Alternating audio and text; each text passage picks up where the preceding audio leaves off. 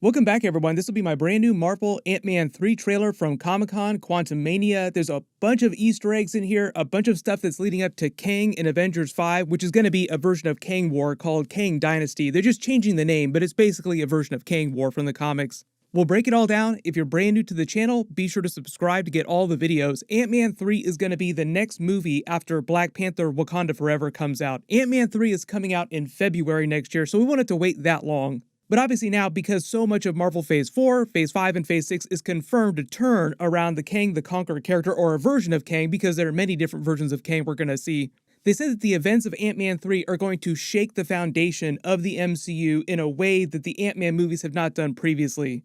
And most of the movie does take place down in the quantum realm. Like, that's where he fights Kang the Conqueror, that's where we see a version of MODOK, that's where we see Bill Murray's character, who seems like he's playing a version of Krylar from the comics. But I'll talk more about each of those characters when we get to them in the trailer footage.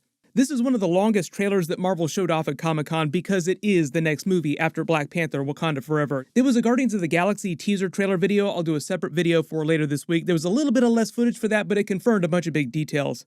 They didn't release the trailer online, so I have to be kind of careful the way I use the footage from the actual trailer in the video here. But as the trailer footage starts, they show that Scott Lang is very pleased with his life in present-day post-Avengers Endgame. He's parlayed his role from saving the world from Thanos to become internationally famous. They show him in a bookstore reading a book that he wrote called Watch Out for the Little Guy, quote-unquote, that's become a bestseller. So, like, he's made a bunch of money. Somebody tell Falcon that if he needs a bank loan to call Scott Lang, because apparently Scott Lang is flush with cash now. Then you start to hear voiceover from Jonathan Majors' Kang the Conqueror character, and he's not playing the same version that we saw during the Loki finale. That was the He Who Remains version of Kang. This new Kang the Conqueror is meant to be a variant of that character, and there are a couple different versions that you see of him in the trailer. Like, in one, he's wearing his classic Kang the Conqueror blue-looking suit. I'll explain how it's a little bit different in the MCU. They made it look a little bit more practical. And in one of the other scenes, he looks just like regular Jonathan Majors without his mask on, with his regular skin tone. So, like, his face won't be blue like it is in the comics. The blue actually comes from the mask that he wears when he's in the quantum realm with his special Kang the Conqueror suit. Like, they're treating his Kang the Conqueror suit from the comics, which you see in the poster here. Like, this is kind of what he looks like in his Kang the Conqueror suit with the mask around his head. The blue just comes from the mask that goes over his head. This is basically what Kang the Conqueror looks like in his full Kang suit. But his voiceover starts by saying, "You're an interesting man, Scott Lang. You've lost a lot of time, but time isn't what you think. It's not a straight line." And while he's doing this voiceover, they flash through a bunch of different scenes of Scott Lang just enjoying his life as a celebrity. Like, you see him and Hope Van Dyne at this big premiere party.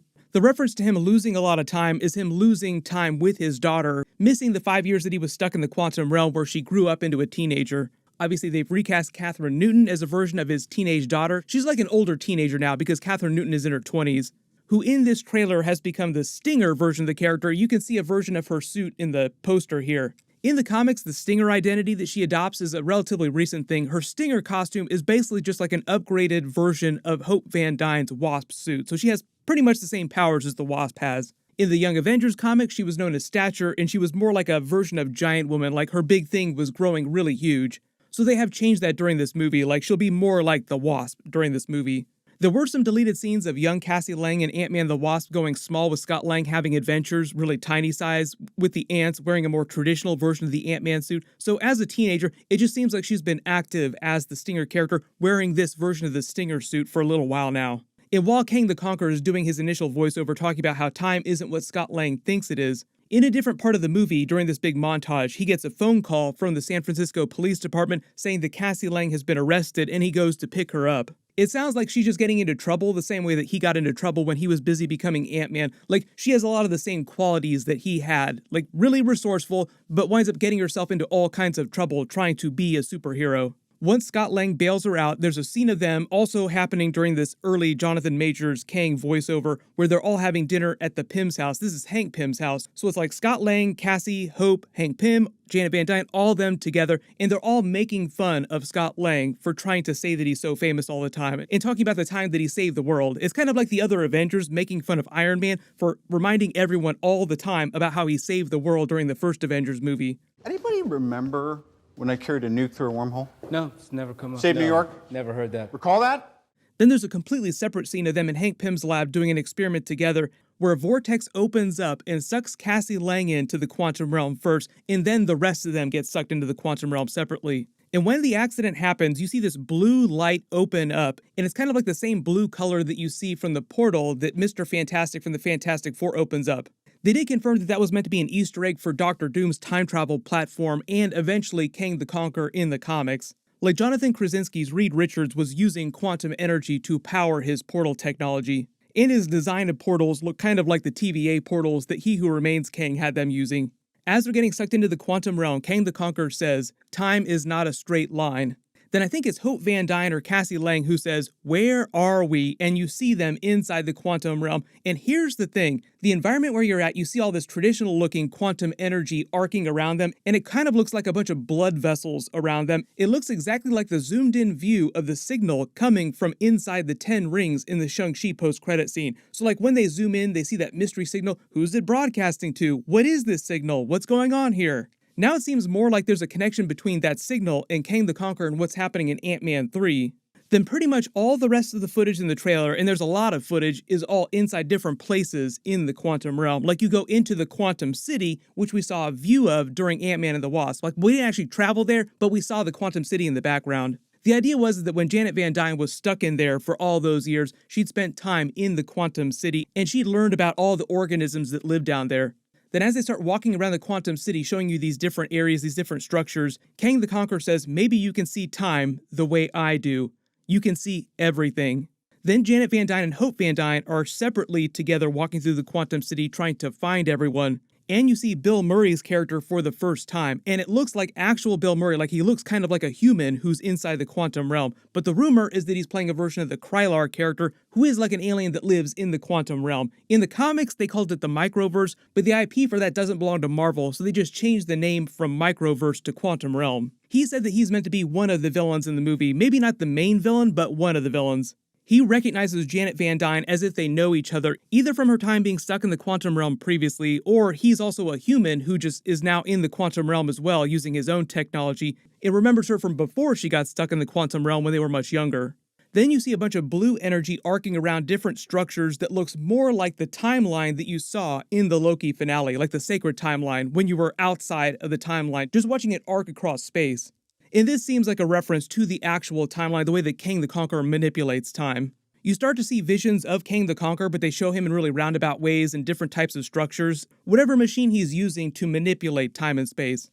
You get more Kang the Conqueror voiceover. He says, "Your world, your reality, everything you're holding on to, everything you call life, I know how it ends," which is a reference to Kang controlling the entire timeline, or feeling like he controls the entire timeline. They show you a montage of a bunch of Kang the Conqueror structures, and during this, there's a separate scene of a version of MODOK, and he looks a little bit different from what we've seen in the comics before. It's more of a giant metal mask with a couple eyepieces.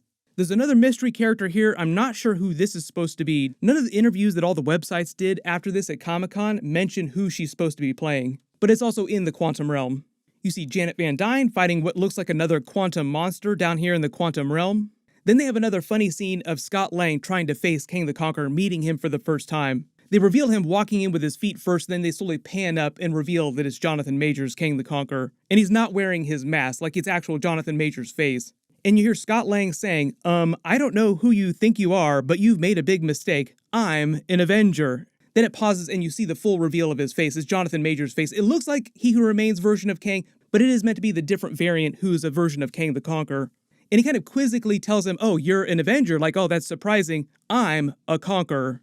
Like he's completely unperturbed by Scott Lang showing up saying that he's an Avenger, because obviously Kang the Conqueror knows who the Avengers are. Then when they transition to the title scene, the way they reveal the title, it looks kind of like a bunch of timelines arcing across space, which is just meant to be a reference back to Kang the Conqueror and what you saw in the Loki finale with all the different timelines.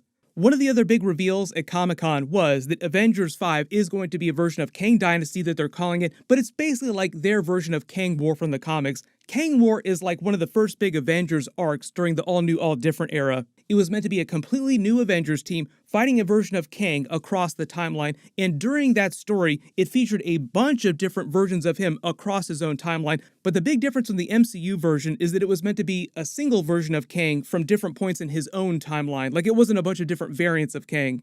I'm sure there's 1,000 questions about what was going on in the Ant-Man 3 trailer, so if you have any questions about that, just write them below in the comments. I'll do a separate video tomorrow for like the full Avengers 5 teaser for Kang Dynasty and for Avengers 6 Secret Wars. Because they're trying to release those in the same year, they're kind of doing the same thing with Infinity War and Endgame, where it's one giant story with two very different parts broken into a big cliffhanger. And the cliffhanger this time will be basically like the last remaining universe forming Battleworld for the Secret Wars movie. Everyone click here for my Black Panther Wakanda Forever trailer video and Easter eggs, and click here for my brand new She-Hulk trailer video and Easter eggs, including Daredevil coming back. Thank you so much for watching, everyone stay safe, and I'll see you guys in the next one.